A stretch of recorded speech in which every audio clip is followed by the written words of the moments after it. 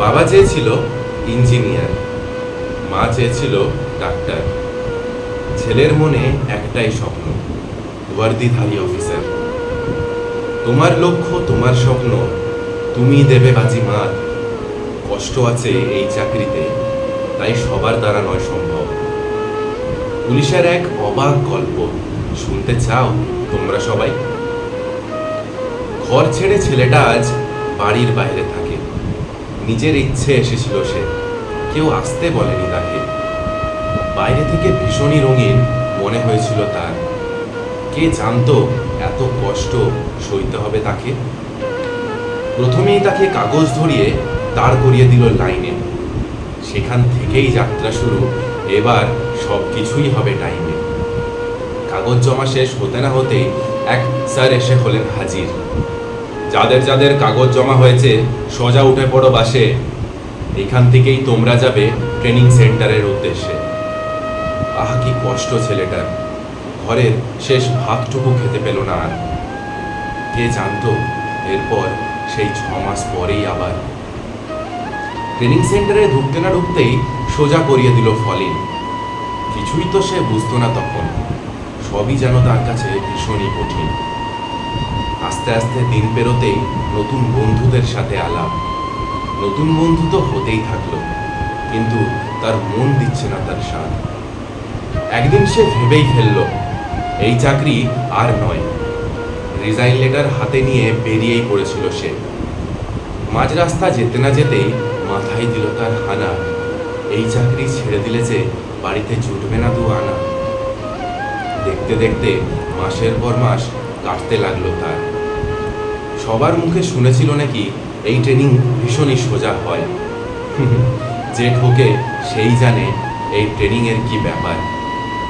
ভোর 5টায় উঠে পিটি থেকে শুরু, বিকেল রোল কল দিয়ে হতো শেষ। ল ক্লাসের অবুঝ ঘুমটাই সব ক্লান্তি বুঝিয়ে দিত বেশ।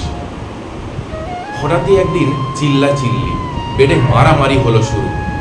দৌড়ে গিয়ে যেই দেখতে গেলাম, আমায় বলে উঠল তারা, আরে বন্ধু, মারপিট নয়, হচ্ছে এখানে গান।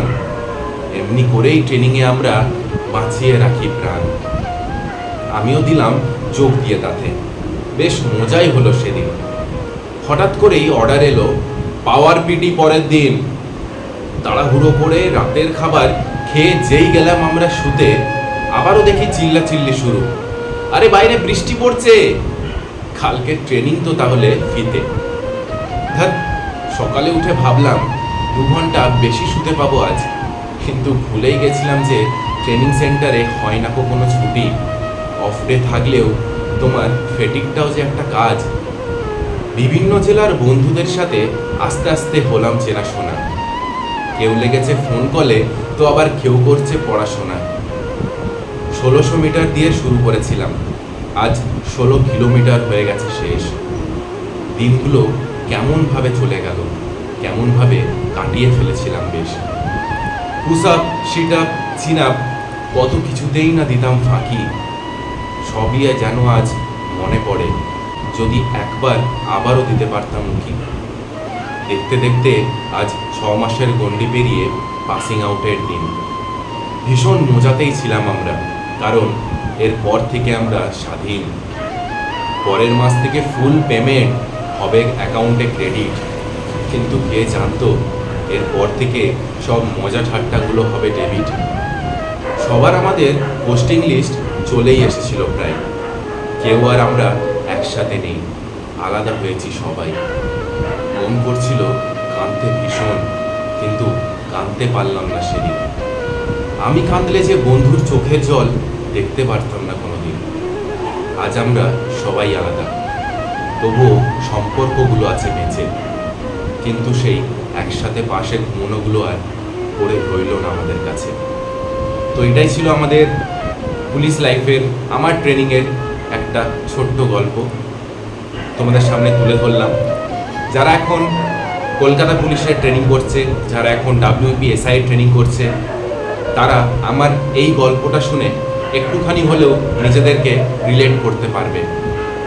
তোমাদের সকলের জন্য একটাই কথা থাকবে, চাকরি সবই সমান হয়, কোনো চাকরি ছোট বড় নয়, কোনো চাকরিকে অসম্মান করবে না। তুমি যদি এই চাকরি করতে ইচ্ছুক নও, তাহলে এই চাকরির অসম্মান করবে না। সব চাকরিরই আলাদা আলাদা ঐতিহ্য রয়েছে। এই চাকরি অনেক কষ্ট দিয়ে পাওয়া, এই চাকরির অনেক দাম, অনেক কষ্টে গরিব ঘরের ছেলেরা, গরিব ঘরের মেয়েরা এই চাকরি পায়। তাই কেউ তোমরা এই চাকরিকে অসম্মান করবে না। তো এটাই ছিল আমার ছোট্ট একটা বার্তা তোমাদের জন্য। কেমন লাগলো ভিডিও কমেন্ট করে জানাও, আর চ্যানেলকে অবশ্যই সাবস্ক্রাইব করবে যদি ভালো লাগে। বন্ধুদের মাঝে এই ভিডিও শেয়ার করে দিতে পারো। চলো টাটা, জয় হিন্দ।